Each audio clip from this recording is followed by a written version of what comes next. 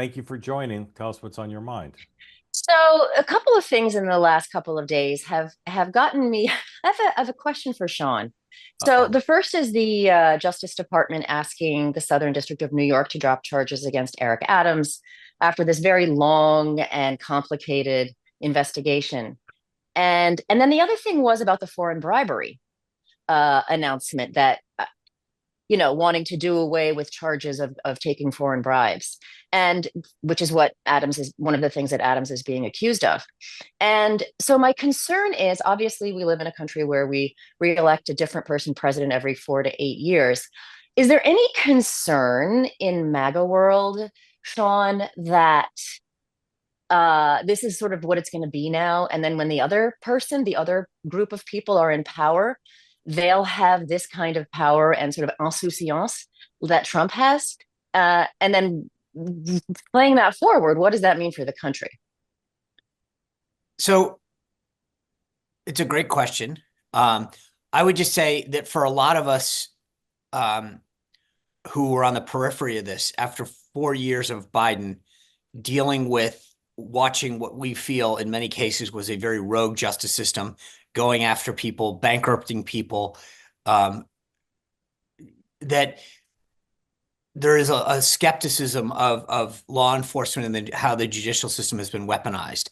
Looking at the cases against Trump alone, if Trump wasn't Trump and didn't have the money he had, he'd be bankrupted and in jail. And I think for some of us that were on the periphery, where we just got yanked in every once in a while and had to pay for lawyers ad nauseum, you start to go, you know what? I used to believe in a justice system that was fair and equitable, and I don't anymore. And I believe that there's countless cases that we have seen where one system of justice was applied to one side of a group of people and not another. And that several people on the periphery of a lot of cases got dragged in, bankrupted, reputations were ruined. And so it's a very different view than, or a very different answer that I would have given you 4 or 6 or 8 years ago. And so from MAGA world standpoint, I don't think there's any love lost to the judicial system right now.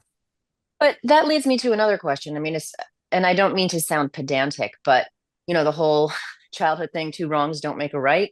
And then will it just be sort of a revenge spiral? We come in, then you were bad, so we do this, and you were worse, so we're doing that, and just Well, and on and on. I would clarify, with all due respect to Sean, I don't think the Clinton administration from '92 to 2000 would say that the judiciary system did not come after them, that staffers were not bankrupt. I mean, the Trump people, Trump likes to always have a grievance, always likes to have an enemy, always likes to point at someone. The notion that this started with the Trump people, Trump himself, some of the New York cases, I agree with you, Sean.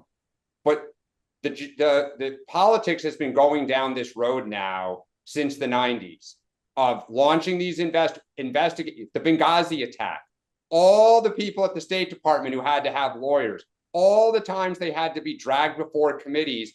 Nothing was found. We're going to have another hearing. We're going to have another investigation. We're going to keep coming back to stuff. Like, it's been happening. And I think that doesn't go to the foreign bribery. To me, that was unbelievable. And I believe the quote was, it's going to be great for American businessmen.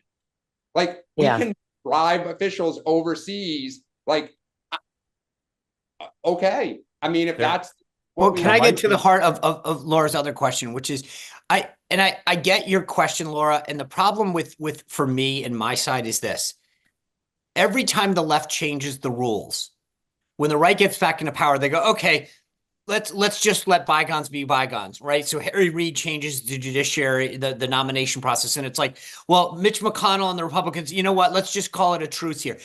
The left does it, and then they say to the right, two wrongs don't make a right. It's whataboutism. We shouldn't keep going down this trail. It's like, the left keeps starting the ball rolling down the hill and then gets mad when the right allows it to continue. It always starts on the left, and then they get upset when they lose power, and it's going to get turned on them. The other thing, Sean, though, is that the DOJ under Biden I mean, you can say what you like about the Hunter Biden thing, but that was a big investigation. And Bob Menendez and Eric Adams. Okay, It's not well, like yeah, they only go after Republicans. Right. But let's just two quick cases on that. I'll just say this. Hunter Biden was offered literally with a bow, the biggest sweetheart deal ever, and turned it down. At I some know. point, they were like, dude, if you don't take this, we actually got to do our job because it's in public and everyone sees how ridiculous this is. On Bob Menendez, I don't think that, I mean, at some point, again, how many times has Bob Menendez gotten off bribing people and doing things? You can't wear a jacket with your name Bob on it, stuffed with cash, and go, seriously, this time it's not me. But hold on a second there. I mean, they went after Bob Menendez years ago. The judge, right, and he got away with it. I mean, the jury was hung, but it's not like the federal government. I mean, to Laura's point, they did hit both sides. They've been going after Sean. You make a great point. Like, Democrats change the rules, and then we say, wait a second, like, you can't do it. And Harry Reid was one of the, really started this by lowering the threshold to 50 votes.